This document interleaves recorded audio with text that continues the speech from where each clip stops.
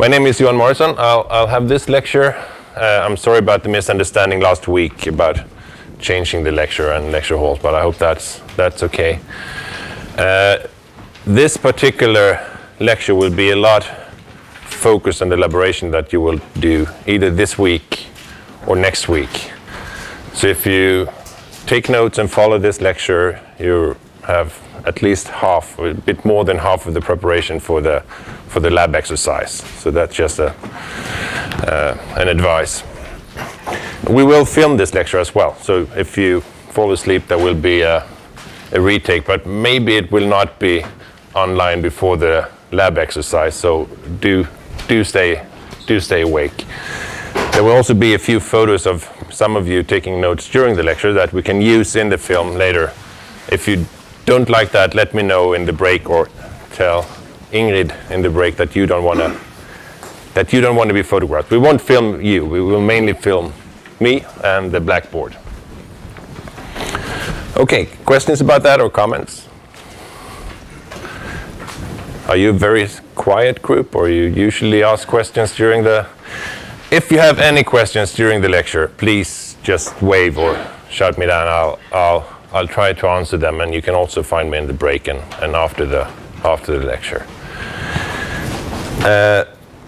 So this is what we talk about: atoms and strong laser fields. Most of the course so far you've been talking about light-matter interaction, so rather weak fields. Today we crank up the intensity a little bit and talk about moderately strong intensities, 10 to the 13, 14 watts per square centimeters. And tomorrow you will get even higher intensities and talk about relativistic effects. What happens if you really accelerate the particles to very high energies. This sounds complicated, and you can make it really complicated, but the basic principle is really simple. We take a laser and we focus it on some form of atom, a gas, or maybe molecules as well, but some atoms here. And we look at what comes out. And there are not that many things to choose between. We can detect the electrons, we can see the ions, or actually we can generate new photons. You will see that at the lab as well, what happens here. So this interaction is what it's all about. How much energy do the electrons get? How many ions do we produce? And why do we actually produce photons in this case? So to look at this, we need to look at the interaction. We need to get a handle on this. And the simple way, the most easy way to do this would be a so-called ion detector. We focus this between two plates, and we put a potential across. And any charged particle will then be accelerated towards the detector, and we measure them as they click when they arrive. And the higher energy they have, the earlier they will arrive at the detector. So this part here is field free. That means that they just fly with whatever energy they had when they were born. And when it comes to ion, we basically just measure what is the mass of the ion. So we can detect what kind of ion do we have here. You're going to work with a slightly more sophisticated scheme, an apparatus that is designed very similar. Again, we have now it's free plates, but we put a potential across here, and we focus the beam at some gas. And then depending, of course, what voltage you put across, you will either detect the ions or the electrons. You just change the polarity and you will get one or the other. And in this region now, it's field free, and the electrons will fly towards the detector, and depending on how high energy they have to start with, they will increase in radius. This electron cloud here will just get bigger and bigger the faster they move, and then they slam into the detector, and we see some sort of two-dimensional projection of the distribution. So the higher energy the electrons have, the further out they will come. If everything is symmetric, the laser is polarized in the vertical direction, we can do an inversion. This is basically just the projection of this three-dimensional cloud. If we know the symmetry axis, we can do a reconstruction and we can see the lines. You will see something similar to this. You will also see these structures in the detector. So this is the detector we use to look at the electrons. And you see that not only do we get the energy, we also see in which direction do the electron comes out. It depends on from where we ionize them and to where we ionize them, so what state they are in. This one is actually the machine you will be using in the lab. It looks a little bit different. The photo is a bit old, but the machine is still the same. This is a real photo. You can actually see the electrons on the screen live when you do the measurement. So that is actually really nice. It's not that many. Quite often when we do this type of rather advanced experiments, you wait for hours, and then you analyze for another many hours, and then you get the blip somewhere and you get your result. But here you really see the electrons live on the screen, and you can turn the knobs and see how they move around. So this is called ATI, and I will talk about that today. What is ATI and argon? So hopefully you will see this. You don't have the lab for another 3 days, I think. You start 26, so they're still trying to fix the machine. There are a bit. You will see something. I guarantee that you will see maybe not this nice. We call it a typical. This was a very good day in the lab when everything worked as it should. So we really look, when it comes to strong laser fields, we really look at ionization. We almost always ionize the system. What you've been looking at so far, I guess you recognize this here. You've been looking at excitation. You go from the ground state to some excited state. This is just a dipole operator. I'm not sure you have exactly the same notation, but you recognize this type of way of writing it with the bras and the kets. If we instead go to ionization, we just take a photon with much higher energy, high enough to exceed the work function of the system, the ionization potential. And this is what Einstein got the Nobel Prize for. He discovered it in 1905. And what he said was that it doesn't really matter how much intensity we crank up. The energy of this electron here leaving the system only depends on the energy of the photon and this work function, how much energy you need to overcome the ionization threshold. This is actually wrong, so I'll show you later why this is wrong. It does depend on the intensity.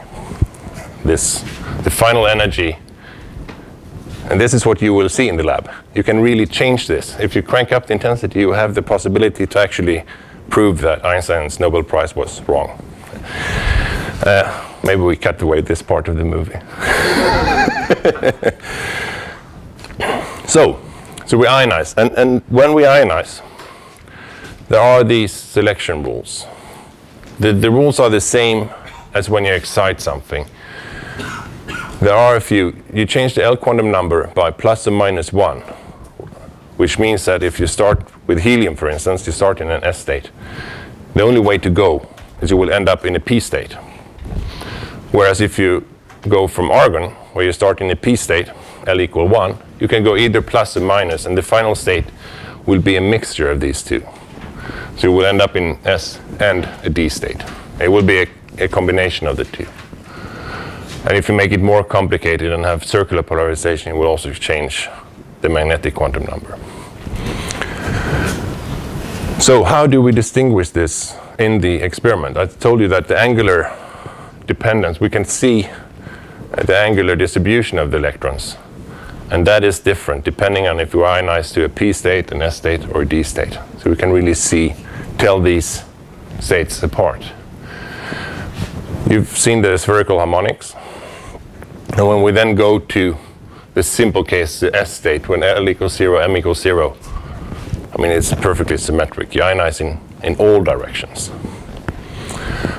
But if you instead go to L equal 1, and you don't change the M quantum number, you will preferably ionize along the polarization axis. There will be no component, no electrons will go perpendicular to the polarization. And then the higher up you go, the more complicated the pattern will be. You add a node every time you increase the L quantum number. But this is rather simple. You add plus minus 1L. Every photon you add, you will change the L quantum number by 1. Usually you increase the L quantum number, but you can go both up and down. So this is what you want to look at. If you, for instance, how does this look like at the detector, at the velocity map imaging detector? It should look something like this. I know it's hard to picture. This is just a probability. And then this is actually what you will get if you ionize with one photon, a rather short photon here. You will see that up and down, you get a lot of electrons. Perpendicular to the polarization axis, there is a node. There will be no electrons going out in these directions. So this is, for instance, if you ionize helium with one very short laser pulse with enough energy to really ionize the system. Does it sound familiar, okay, or not tremendously complicated? It's hard to draw them like this. So I stole a picture from Wikipedia where they're more three-dimensional plots, because when you increase the M quantum number, you really need to increase the number of nodes along this direction as well. So we said today it's about lasers, not just light, ordinary light. And there are, perhaps for this lab, perhaps for what we do, two things with the lasers that are important. You have the possibility to produce much shorter pulses using lasers and much, much higher intensities. So already the first laser produced the shortest pulses ever. In 1960, they were down to a few microseconds. And quickly the development became to shorter and shorter pulses, used dye lasers to have a nice broad bandwidth. And then what we use today are mainly TISAF lasers, solid-state lasers, with huge bandwidth. But already in 90, the pulses were down to a few femtoseconds, and then they were really hard to get shorter pulses. There was no way to break this so-called femtosecond barrier. And the reason for this is that you can never produce a light pulse that moves, that is shorter than one cycle. You can never produce a pulse that is shorter than one cycle. And in the visible, that's typically around a femtosecond or so. So that's where it comes from. So how do you think we should do if we want to make shorter pulses? Increase wavelength. Yeah, decrease, yeah. Increase the energy, decrease the wavelength. That's exactly.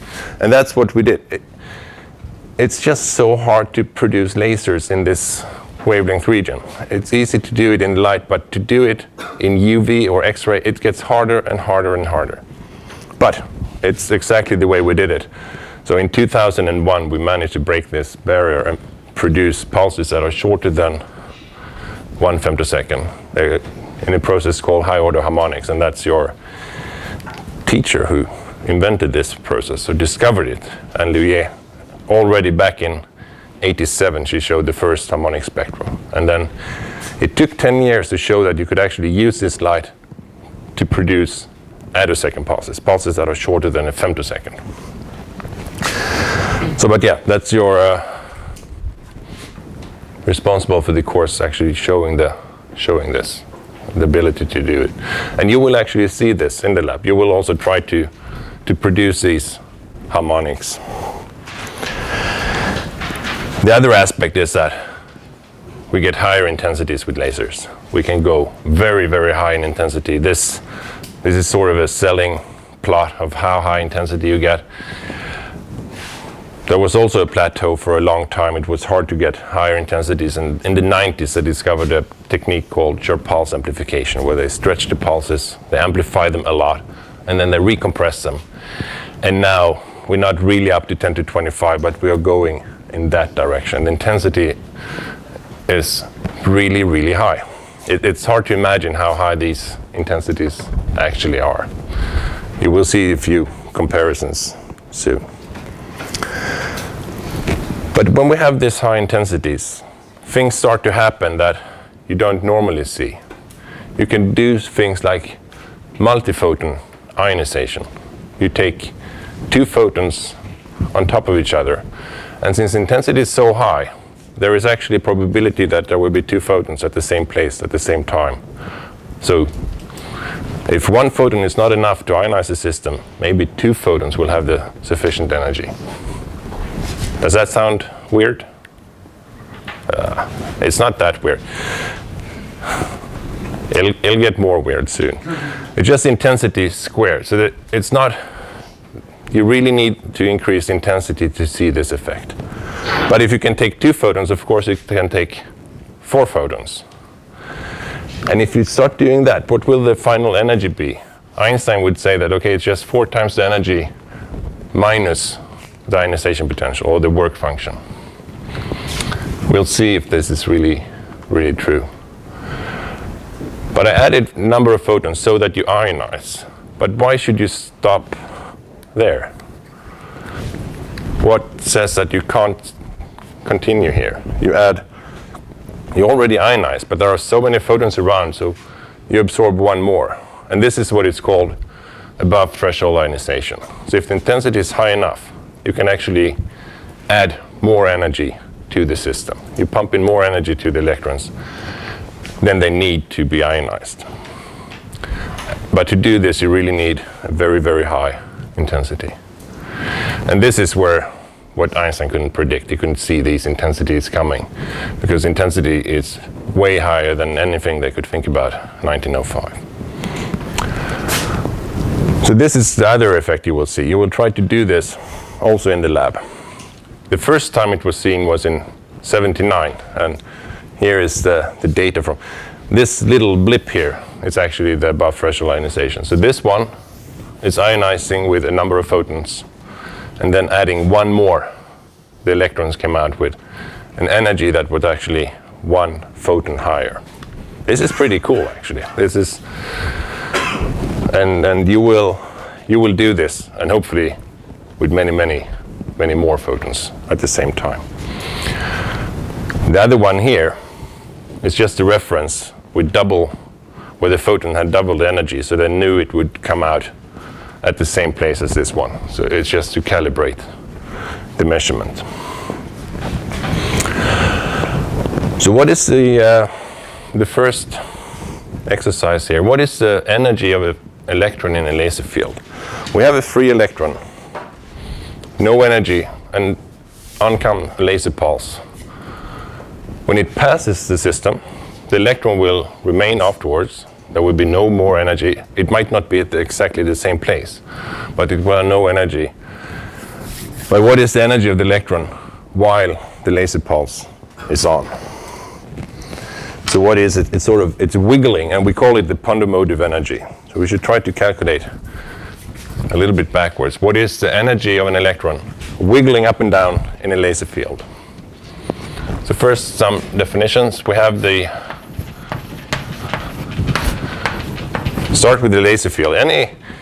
This will be a purely classical calculations, and with any classical calculation, we calculate what is the acceleration, and we go backward and calculate what is the energy of the electron. So we need the force, and to get the force, we have the electric field, some amplitude, epsilon naught, and for now I have a continuous wave. It's not a pulse, it's really just a sine wave. So this is the electric field of my system. From there, we instead get the force,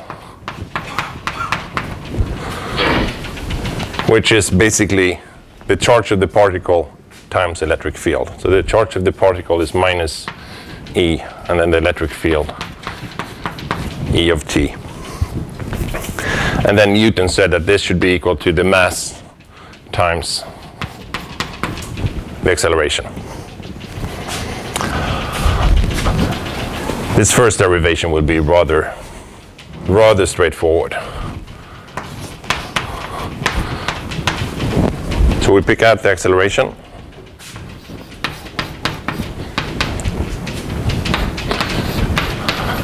I need my notes, otherwise I will forget all the minus signs. We keep going back and forth between plus and minus. And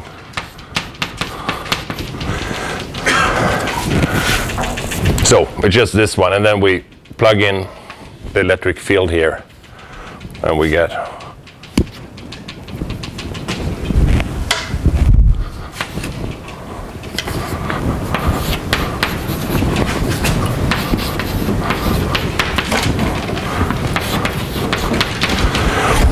okay, so now we have the acceleration. The next thing we need to do is to calculate the velocity here.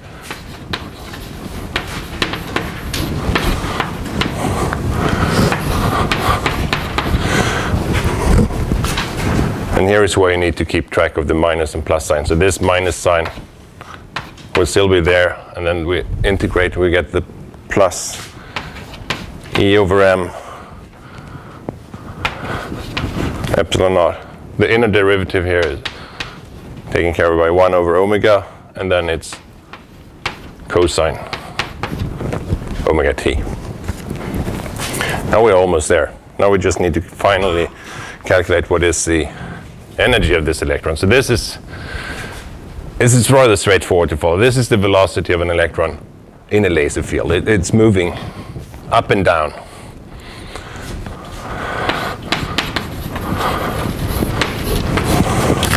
And the energy, we call it the pondermotive energy, is usually UP. It would then be 1/2 of the mass, and then the velocity squared, but it's the average velocity. The velocity, because this is oscillating, and we want to know the average energy, not the instantaneous energy at any given moment, but the average energy of the electron when it's in the field.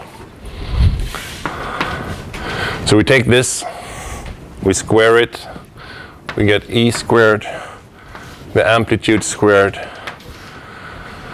There is a factor of 2m and then m squared, so we keep 1m omega squared, and then the average of cosine squared omega t. What's this? Any? 1 over 2, exactly. So the square there is what saves us. The average of cosine is just 0, but if we square it, there is always some energy. So this will finally be E squared epsilon naught squared 4m omega squared. And this is really the energy of one electron wiggling around in a laser field. There is some average energy to it. And what you need to know is that to ionize this electron, you have to overcome the ionization potential, but you somehow also have to give the electron this energy. It does not take it from the laser field. You have to provide it from the photons you give it. And how does that work? So here is, I'll put up these notes later. I still think it's good if you follow because otherwise I wouldn't write them on the board. But what this means is that you need more energy than just ionization potential. So if this plot, the ionization potential is up here somewhere, increasing the intensity, you have to provide the system with not only the energy to overcome this barrier, this ionization potential, but also to wiggle in the field. So the higher intensity, the more photons you have there to take from, but at the same time it gets harder and harder and harder to ionize the system. Then the question is, if we have this intensity, the ionization potential has shifted up here. So it's not enough with 4 photons. Now all of a sudden we need 5 photons.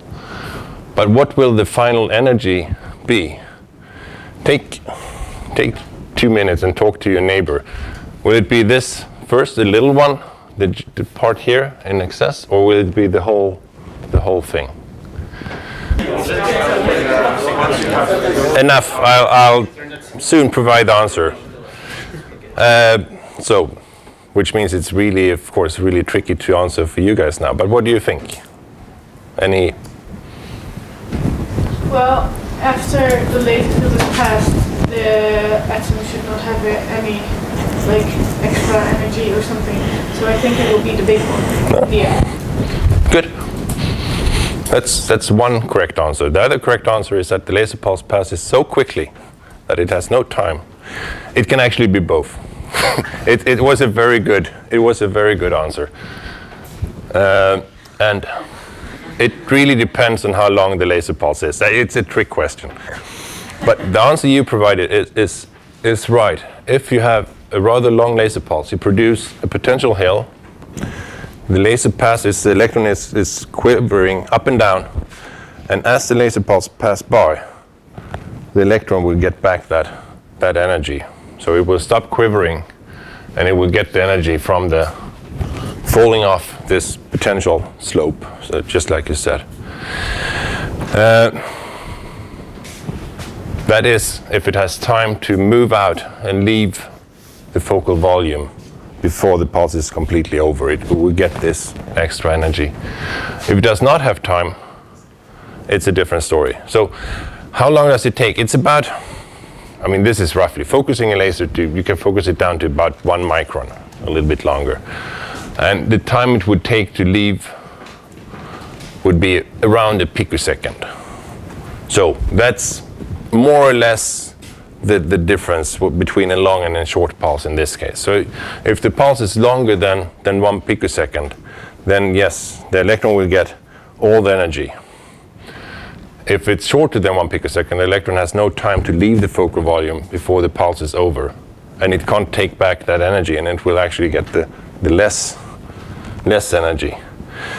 So the first time they saw this, they started out with an experiment at low intensity, a few 10 to 12, and you could see these ATI peaks. So a few additional photons added. Then increasing the intensity more, an order of magnitude, you get a lot of more peaks. But all of a sudden, this first peak was just gone, and the second peak was much, much weaker, because they don't reach this. But these ones, they get back the energy, so they're still at the same place. So then they get the full energy, but these ones are still suppressed. There's no way of them to ionize the system, so that's why you don't see them on this side. So how can the electrons even get the energy when their dispersion relation shouldn't allow? Like, I mean, don't they, in order to get, like, a free electron usually can't absorb an ion, no, a photon. Right. Because of the dispersion. No, this is just in the wiggling in the field. It's a classical. If you have a field, it will have an average energy oscillating in that field. And that is the Pondemotive energy.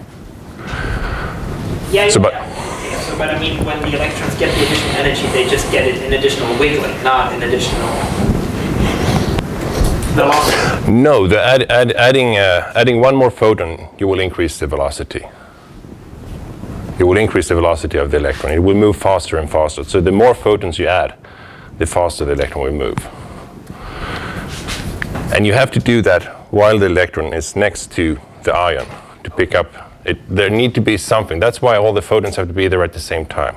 So for this additional photon to actually be possible to absorb, you need the ion to pick up the recoil. So it's a free body. It's a free body problem. So you really need to be in the vicinity. That's why the intensity has to be so high. All the photons have to be there at the same time within the same given small volume. But it's a good comment. So there was a lot of argument about this, why it behaved the way it did, and some experiments showed just the opposite. I have one that I did myself, so I think it's very nice. I did it slightly differently. Instead of having a lot of small photons, I took one big photon and ionized the system. And then I did that in the presence of a strong laser field. So again, ATI, adding one more photon. And then I look at the energy of this, electrons coming out here or electrons coming out here. And you see here is the electrons when the two I change the delay between these two pulses. So when the two pulses overlap, it's possible for it to pick up more energy. But what you also see is that there is really a bend shape. This is a really short pulse. So only the energy above here will be seen. The pulse is so short that it will just pass by, and the electron will have the energy in excess of this region. So it's really two different things. You will work with short pulses in the measurement in the lab. They are typically about 20, 30 femtoseconds. So compared to a picosecond, it's very short. So it's really on the safe side to say that you will be working with short pulses. So, but then another question, how is the electron ionized? Well, you're used to stacking photons on top of each other. You take one photon, it has more energy than needed, it will leave. But how is it ionized when you have a very strong laser field there? When you need to stack 13 photons on top of each other for it to ionize? How does actually the atom look like when the field is so strong? So here is another way of ionizing. This is another picture I want you to have. These are very semi-classical descriptions, which means that we mix quantum mechanics and classical mechanics, and we use the quantum mechanics whenever we need it, for the classical mechanics is not sufficient, but when we can, we use the classical mechanics. Tunnel ionization is something that does not work classically. We need quantum mechanics for this. But the strength of the laser is really comparable to the strength of the intraatomic forces. And that is when we reach an intensity of 10 to the 13, 10 to the 14 watts per square centimeter, we start to deform. This is the Coulomb potential. When the laser field, which is the dashed line here, is present, we deform the atom, the atomic potential. We form a barrier. And of course, if we have our electron in the ground state here, and there is a barrier, you know that there is some probability that it will actually tunnel out. It will tunnel through the barrier. And that is one picture of how it works for it to be ionized. I've shown you the adding photons on top of each other being one picture. So these are two different pictures of how it works. And again, it's really hard to distinguish what is real. The two are there at the same time. But this is one way of doing it. Does it sound plausible to ionize a system like this? Because it means that you only ionize when the field is not all the time. So these tunneling wave packets, they are born near the peak of the IR cycle. They are born when the laser is strong. So it's not every time during the cycle, but mainly when the peak is strong. They are also, with multiphotons, you expect them to appear just where the ground state wave packets are. But with the tunneling, they will come somewhere slightly outside of the atom. So they are born outside the potential well. They don't really have an initial velocity. They will pick up more energy by the laser field, but when they leave the barrier, they have no initial velocity. The temporal width, how long they are, depends basically on the IR intensity, and of course on what is the frequency of the laser. And the process is periodic. It's repeated over and over again. So depending on when the laser field is zero, we really don't distort, we don't ionize much. Whereas at the peak of the laser field, we do ionize a lot. And half a cycle later, the field is reversed, and we ionize a lot again in the other direction. So the process is repeated over and over. So twice per laser cycle do we ionize. And this is actually a very nice, for those of you who like Fourier transform, repeating something twice per cycle actually corresponds to, when the Fourier transform, one photon. So the fact that all these ATI peaks are separated by just one photon, you could see it's adding one more photon, one more photon, one more photon. Or a process that is repeated twice per cycle, and you take the Fourier transform of that, that means in the frequency domain, in the time domain you have half a cycle, in the frequency domain I'm sorry, I'm wrong. This is a question to you later. Actually, once per cycle should give you 1 photon. So repeating it 1 time per cycle, you get 1 photon separation in frequency. But here you see that we do it twice, and that is actually a bit of a problem. You can have that in the back of your head, because I will ask you to think about that, why it is that way. But now the electron is not there before the laser is on. It's actually born when the laser comes. It's born somewhere in the middle of the field, and then it depends. The final energy does not only depend on how it moves, but it actually depends on when it was born during the laser cycle. So I will try to, because this is what you will also be doing at the lab, you will see electrons that are ionized by the strong laser fields. What is the final energy? So we have the same laser field as before. I will introduce a new concept called the vector potential, because it makes the life easier, and it's also a way for me to introduce this to you. It's just the definition of the electric field, actually. So the electric field is usually not something we have, but we define the vector potential, and then the electric field is given by the derivative of the vector potential, which we denote by A. It makes the notation a little bit easier. I could do all of it with just electric field. I just want to show you, because I think most of the notes in the lab instructions, they use the vector potential. So it's good for you to have seen it at least once before. Or have you seen this before? It's not unfamiliar. Some of you. Okay. Then again, we need to start calculating what is the force.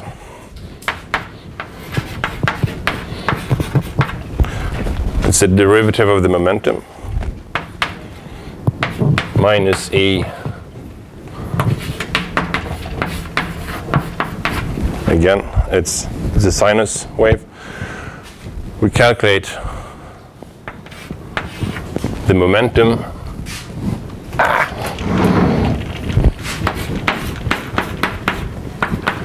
as a function of t, and we have minus E, the amplitude, we have the angular frequency,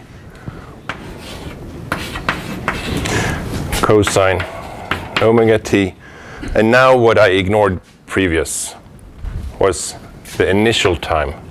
It's born sometime during, so we need some initial condition, cosine omega t naught, and this is the timing when the electron is ionized into the field. So this is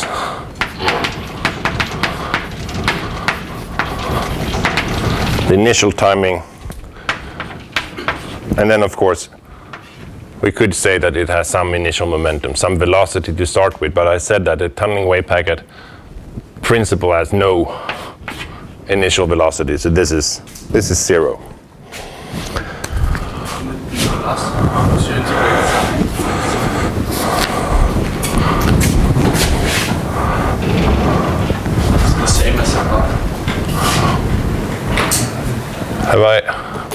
I always make this mistakes. You're probably absolutely right. We'll square everything in the end. Don't get me started on this here. I'll take that in the break. I think you're probably right. Let's stick to this notation now. Let's say it's a positron that we ionize. But I'll get rid of it now. I just swap place of these two to get rid of this sign. So we have E epsilon naught omega cosine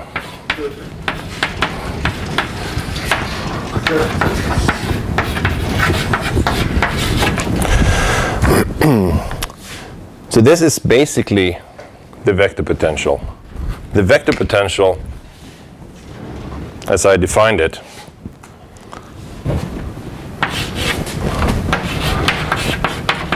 can be written as, there is a minus sign at least, I'm sure about this one. Epsilon naught over omega cosine omega t. And that's basically what you have here. So this one can be written as the charge of the particle, the vector potential at time t naught when the electron is born,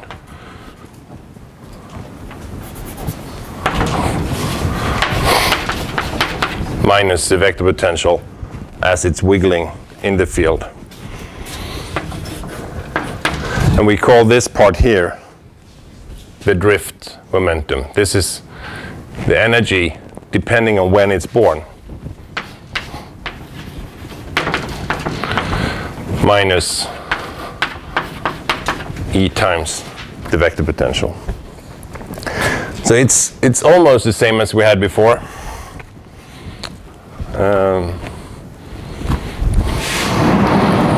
We use some of this blackboard instead.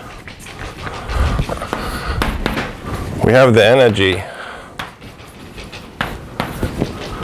m half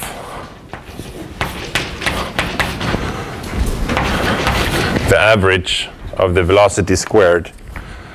Actually, it's enough you average this over one cycle. You don't need to do it more than one cycle.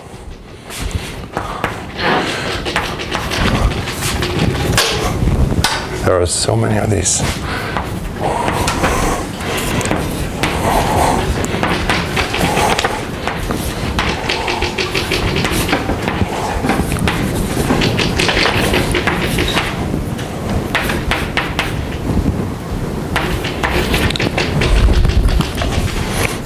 There should be a drift here. There is no point in averaging the drift. It depends on just the time when it's born. So this will be a constant changing. This part here, let's see, is the same as E squared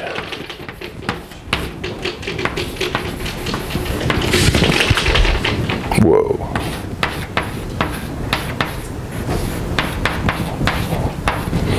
And the average. And this again is the same as the Pondemotive energy we had before. So we have one part that depends on when it's born, and we have back this drift that depends on when the electron is born.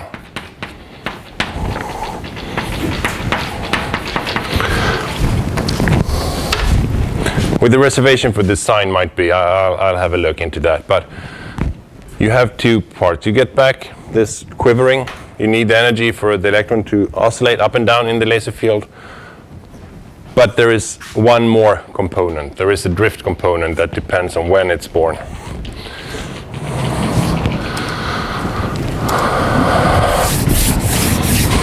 I hope I get my sign right in the notes. But what this means is that when the electron is ionized at different times, it will wiggle. All of these free trajectories are wiggling up and down with the Pondemotive energy. But they will also have a drift, and this is why it's called a drift velocity, because it will drift off, take off with some excess energy, either going upward or down, or just, so really depending on when it's born. And when we do this during one cycle, we have on the average some energy, but then changing it. So this is just a vector potential. It's wiggling up and down, and the laser pulse will be gone. And once the laser is over, depending on when during the cycle the laser was born, it will get either more energy or less energy. I got some question in the break if the magnetic field is not important here. Actually, the intensity is still so low that we can safely neglect the magnetic field. Up until you have 10 to 17 or 18 watts per square centimeter, you could forget about the magnetic field. But tomorrow, the lecture tomorrow will be about those intensities, and then You cannot forget the magnetic field. But there is a magnetic field perpendicular to the electric field. We have one final derivation, and I'll try to get all the science right now. So far I've talked about linear polarization, but what happens if we have a circular polarized light instead? What is the energy of the electron ionized? It doesn't get more complex than that. An electron ionized in a circular polarized or arbitrarily polarized laser field. This is also for the elaboration. You will do this at the lab, and it's to get the notation right, so you're familiar with it. So we have the electric field. Again, it's some amplitude, but now we normalize it with 1 plus psi squared. I will draw it so many times now. So we have one component in the x direction. Let's say that the light is propagating in the z direction. So we have, it can be polarized in the x direction, sin omega t, minus, and we take this psi in the y direction, cosine omega t. So we have two components oscillating in x and y. And depending on the value of this, we can change the polarization.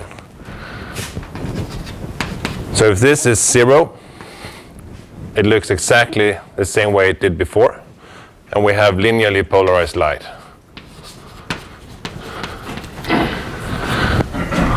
Whereas if it's 1, then the x and y components are equally strong but out of phase, which means that we have circular polarized light. When x is maximized, y is minimized, and vice versa. And it rotates. So this will give us circular polarized light. Anything in between 0 and 1 will give us elliptically polarized light.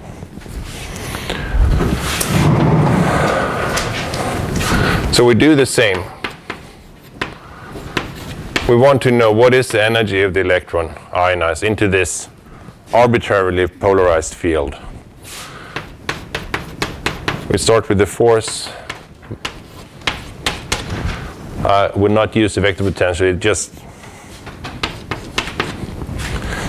makes it more difficult to remember everything. So it's back to the same notation as I had in the first derivation.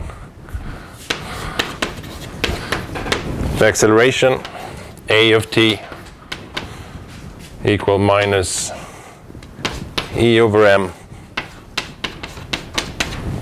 e of t. And now it starts to be more to right. Minus e over m epsilon naught 1 plus psi squared x omega t. Do you see me here in the corner? Y cosine omega t.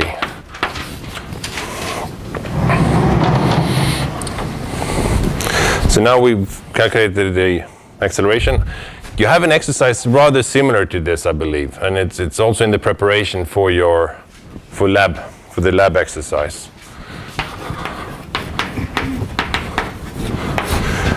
Next then is to calculate the velocity. Minus e epsilon naught m omega this square root 1 plus psi squared.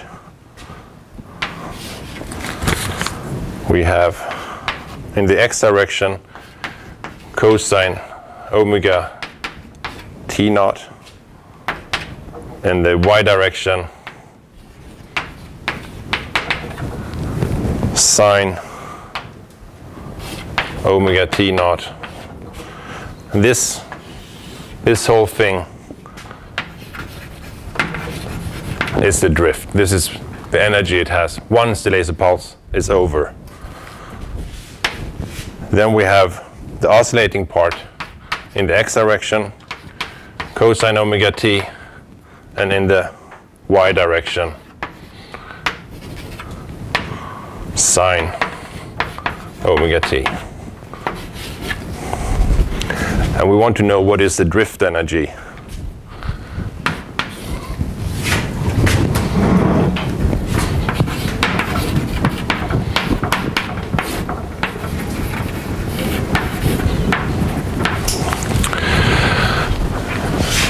I only calculate the drift energy because the expression gets so big when we start to square all of this. So I look at this part here, the drift that depends on the initial timing.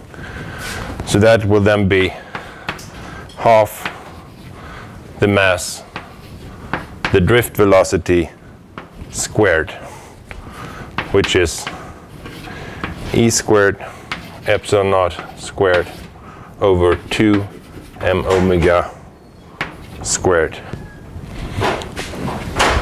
So you recognize this? You've seen it? It was here, just behind here. It's the Pondemotive energy, but then we had a factor of 4 here.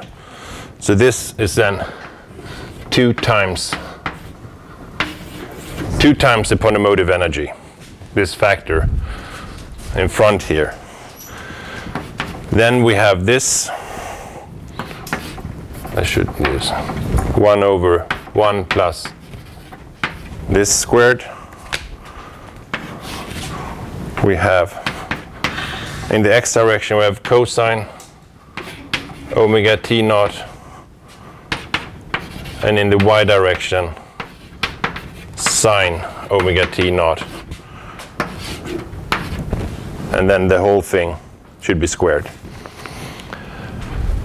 So now when we square this, there are a few vector rules that we need to know. These are the unit vectors in the x direction and the y direction. And that means that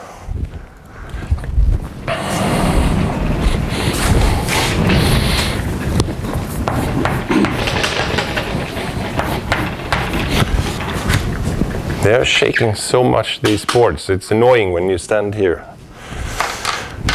The scalar product between 2 unit vectors is 1 if they're in the same direction, and it's 0 because they're orthogonal. And this will then finally give us the energy 2 up over 1 plus psi squared cosine squared omega t naught plus sine squared omega t naught.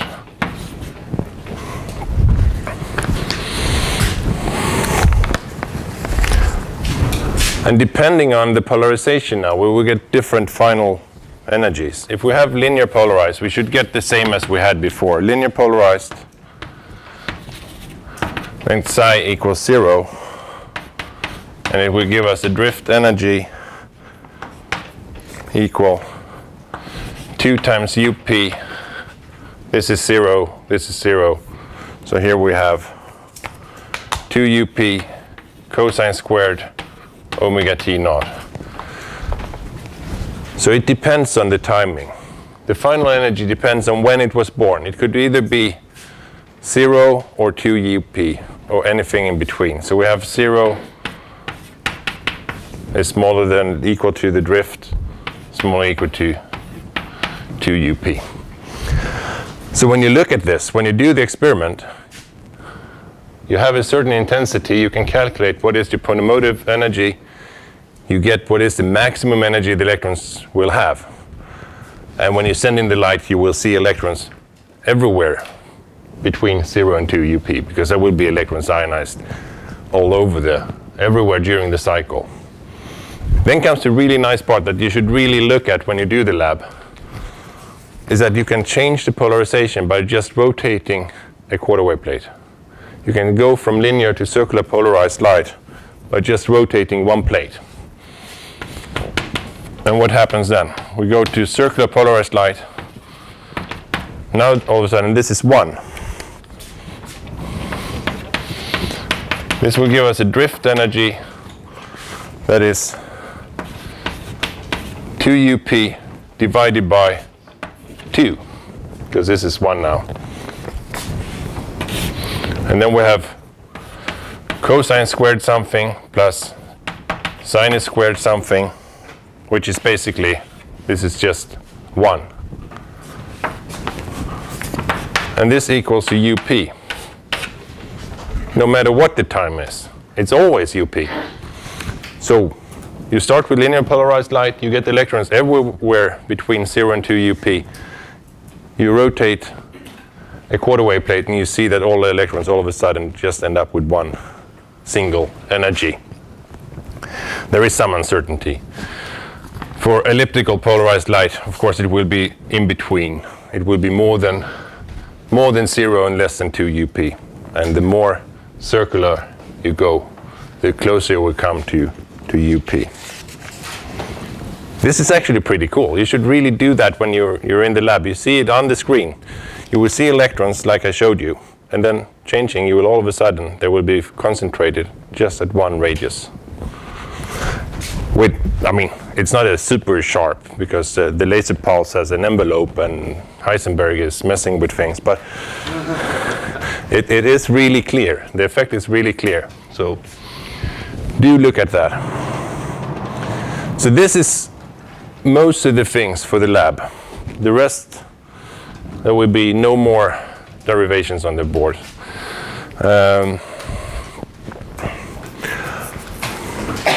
I will show you now. We will continue because we will also look at photons. A lot of the lab will be about electrons. You will look at this. You will look at ATI. The second part will be about looking at photons, the harmonics. So I need to explain a little bit more how harmonics are generated. It's actually when the electron is out and it comes back. Somehow you take all this energy we have accumulated and we turn it back into a photon. And we need a simple model for that. So there are a few expected results. Above threshold ionization, the number of electrons, it actually drops. I said it's between 0 and 2 UP. And yes, you will find them in this region. But the higher the energy, the smaller the probability. So it drops rather quickly. There is another interesting result, is that when we do this, there is nothing that says that we can only ionize one electron. If we crank up the intensity high enough, we should get more electrons coming out. Helium is our favorite target gas because it only has two electrons. That is way more complicated than we ever want to calculate. So 2 electrons, 1 ion, and a strong laser field. It's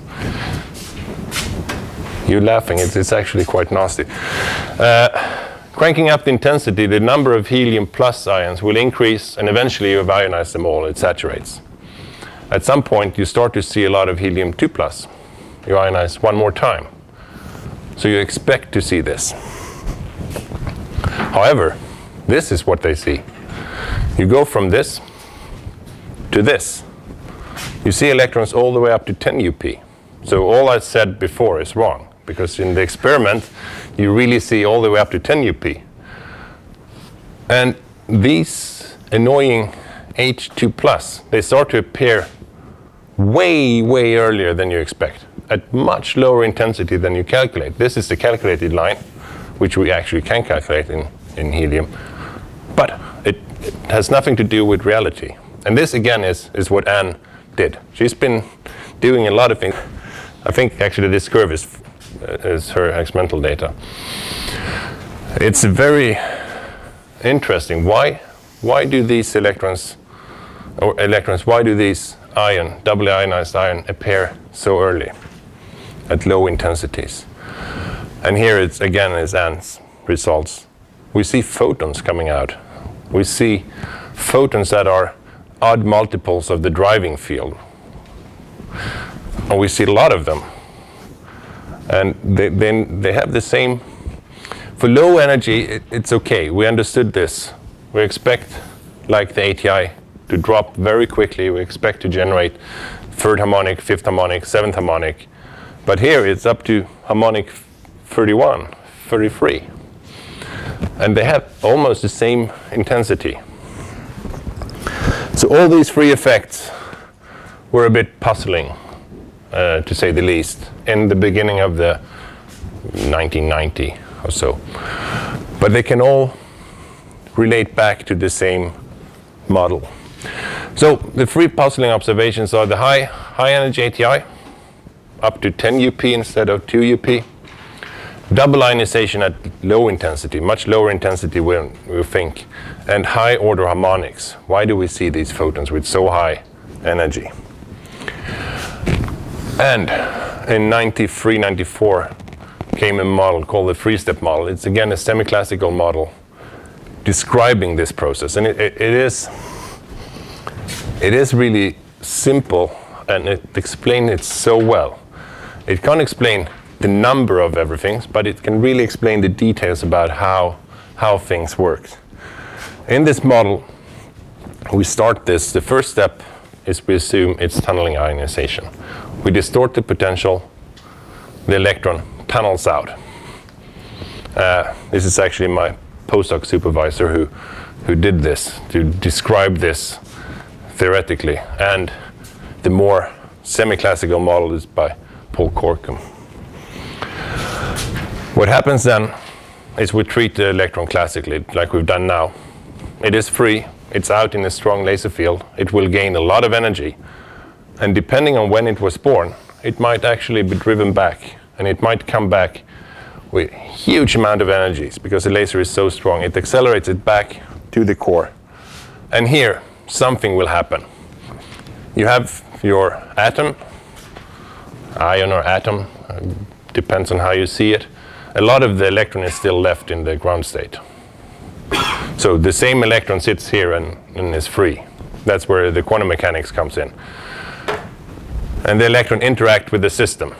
It has a lot of energy. It could take all that energy and emit it as one burst of light.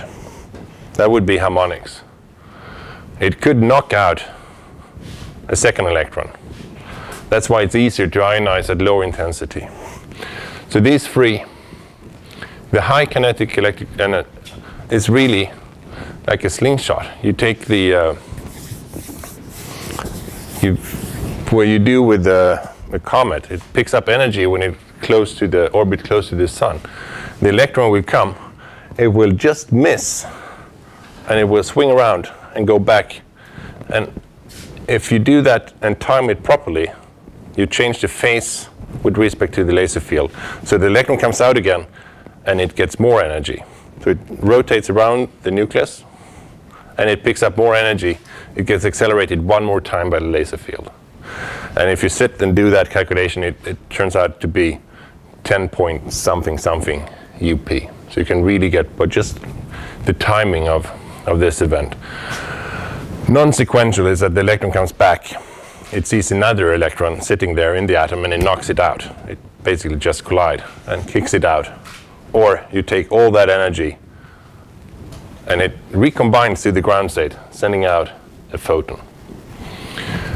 So I've tried to make a few of these. You will probably not see this. You might see a little bit of this at high energy electrons, depending on how well you align everything and how good vacuum they manage to get in the detector. But they do extend way out. The non-sequential is, you can basically count photons. To double ionize, you need a certain number of photons. The picture that calculates this line is so-called sequential.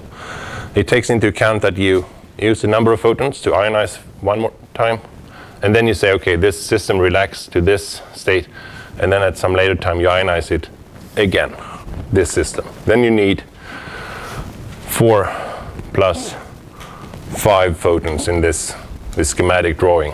Whereas if all the photons instead are stacked on top of each other, you need 1 photon less. And then the probability is much higher for this event to happen. So you have the so-called non-sequential part and the sequential part. And this seemed to be the one really describing the system the best. And this is the picture you should have in mind, is that the electron comes back, interact with the system where there is another electron, which it knocks out. Here is what you should do in the lab. You should see the light. You should see the light. You should see high order harmonics, or attosecond pulses if you like, because these pulses are only generated during a short fraction of the laser cycle. So it means that they are much shorter than a femtosecond. And we drive out an electron, we ionize it, drive it out, the electric field change sign, we drive it back, and we send out one burst of light. And then we do this again and again and again and again, and we get a train of pulses, a train of very, very short attosecond pulses. This is more my picture of how you should see this. This is really the same electron. You ionize a fraction of the wave packet. A fraction of the wave packet remains in the ground state. A fraction gets ionized. So there is a probability, if you look into this, you will find it either in the ground state or in the continuum. But you don't know until you measured it. You accelerate this part of the electron out and back. An electron that is moving at high energy is just a wave. You have a wave with some frequency. And this, together with this, it's the same electron. It will interfere. You overlap two waves at the same place, you will get an interference. And for an electron, an interference will basically be a small oscillation. The part here in the ground state will oscillate back and forth rather rapidly. I mean, it will oscillate with the frequency of this electron. So depending on the higher the energy we have, the faster it will oscillate. And what happens if you take a charged particle and you oscillate it? It's radiation. Yes, it's a dipole. It just sends out light. It sends out radiation. So this interference between the two fractions of the wave packet creates an oscillating dipole emitting light. And here you have to do this by yourself. Calculate what is the maximum energy that you could have. But I give you the answer here, but then you can do the calculations. Because you can, depending on if you're born here at the peak, or if you're born closer here to zero, you will come back with different energy. And the energy that you come back with will set the limit how high energy photon you will have. So if you're born here in the middle somewhere, there is a maximum. If you're born at the peak, it will take exactly one cycle and it will come back with zero energy. The whole thing will you will integrate over one cycle of the laser field, and that will be zero. If it's born a little bit later, it gets more and more energy until it peaks at some point, and then it drops away again. So there are actually two methods of producing the same energy. We call it the long and the short trajectory, in lack of better names. The short one is the one that spends a short time in the continuum. The long one is the one that spends a long time in the continuum. And only up here there is only one. This is the cutoff. This is what sets what is the maximum energy. And you can calculate that and you will get 3.17 times UP. So the energy of the photon will be this energy plus the ionization potential.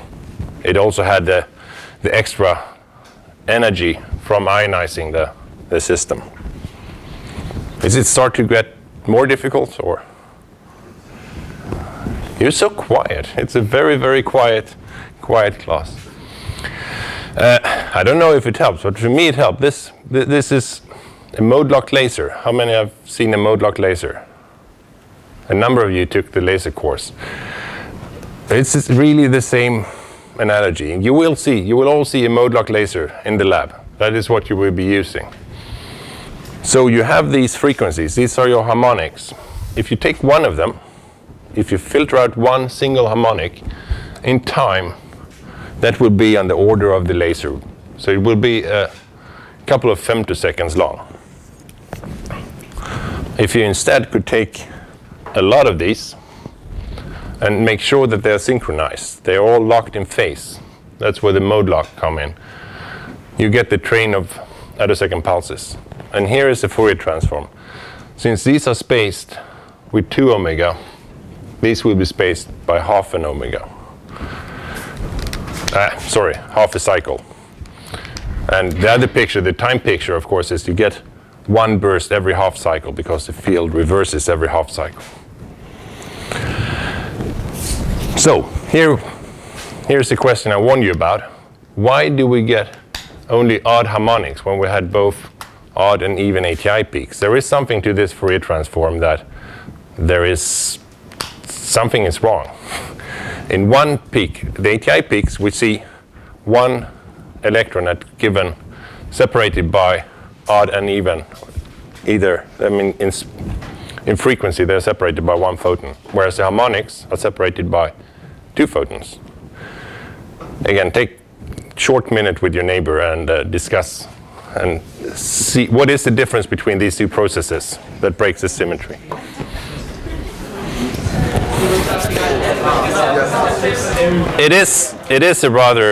It is a rather difficult question, and most PhD students get it wrong, at least at their defense. So it's not a nice thing to ask when you're very, very nervous standing in front of the blackboard at your defense. But now you will remember it by then. So any idea, what is the difference between these 2 processes? There is, as I said, there is something that breaks the symmetry. So what is the difference between these 2? If it is repeated every half cycle, you should get 2 omega in frequency. If it's separated by a full cycle, you should get omega in frequency. So there is something with ATI peaks that makes them too close, because they are repeated. I mean, they are ionized every half cycle, but they turn up to be every omega. So what is different between the electrons and the photons? Pardon? Their spin. Yeah. Maybe things are different between them. Oh, yeah, there are many things that are different between them. I don't think it really matters in this case, though.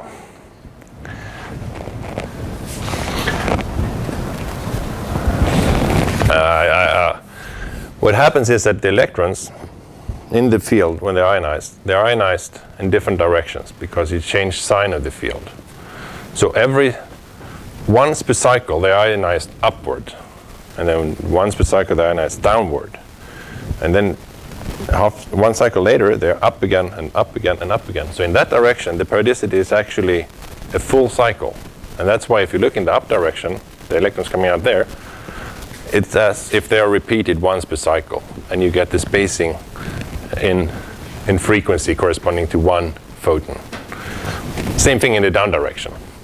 If you somehow could force them together, but they are actually moving apart. Whereas the photons, they're actually emitted in the forward direction, and they're emitted every half cycle. There is a photon emitted or there is light emitted in the forward direction.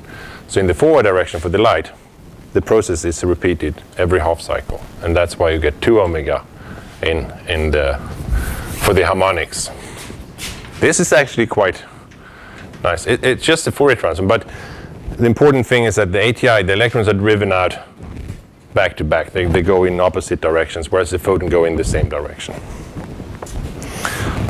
I do like to ask students that for the PhD students before their defense, so that they are prepared for that type of question.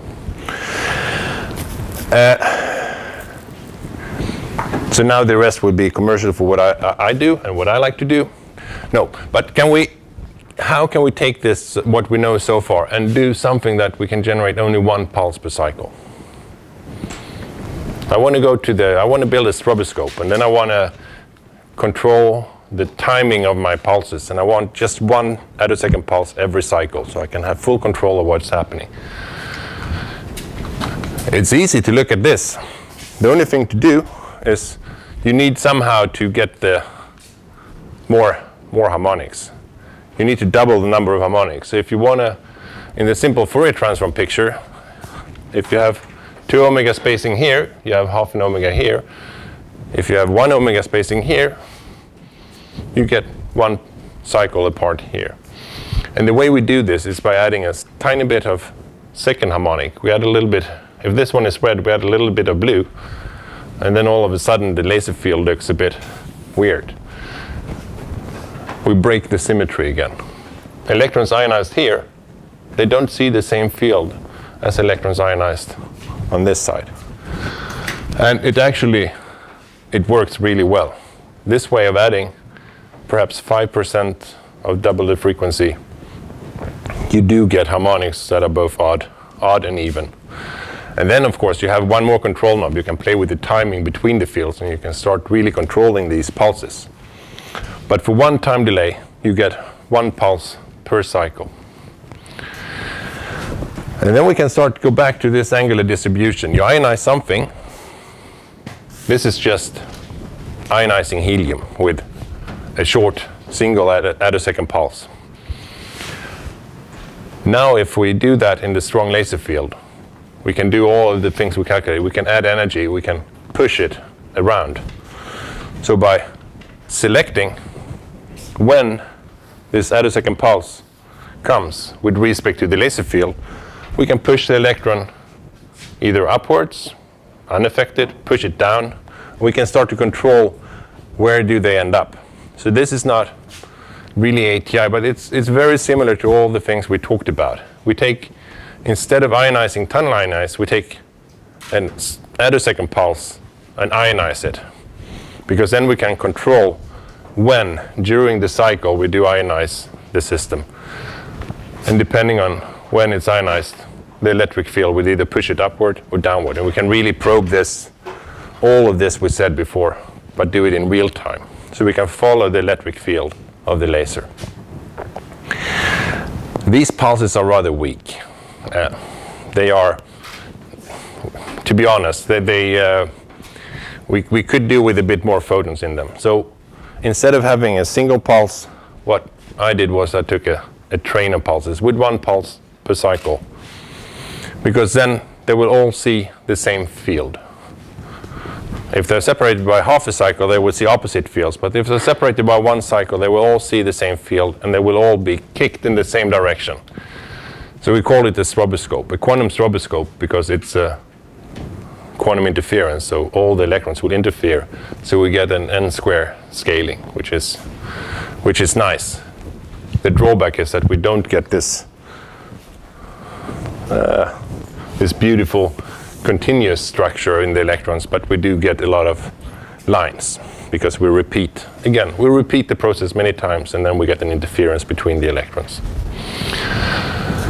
And this worked. This is now experimental data, what it looks like using the same machine that you will be using. So when the attosecond pulses overlap with 0 electric field, that's the maximum vector potential, we gain a lot of energy upward. When it's a maximum electric field, it's 0 vector potential, and the electron is unaffected. Then we push it down and up again. So we can take a number of photos of the electron distribution when it leaves, when it ionizes the system. And of course you can concatenate them all and put it into one movie. So this is actually the first movie of an electron. Wiggling, all of this wiggle motion, and you've seen here, but now it's live. You see the electron actually wiggling up and down in the laser field. And with that, I think it's time to thank you.